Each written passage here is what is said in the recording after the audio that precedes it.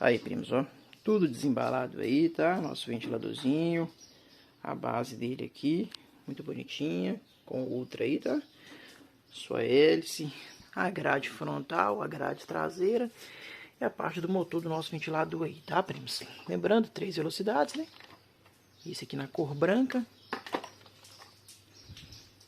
Não é um ventilador tão eficiente, tá, primos? É bem mais vantajoso utilizá-lo na velocidade alta e média, tá?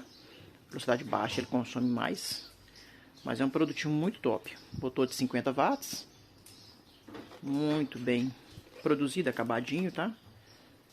Então eu vou fazer a montagem dele aqui, já mostro para vocês como é que fica aí para fazer a entrega para cliente. Beleza, primos?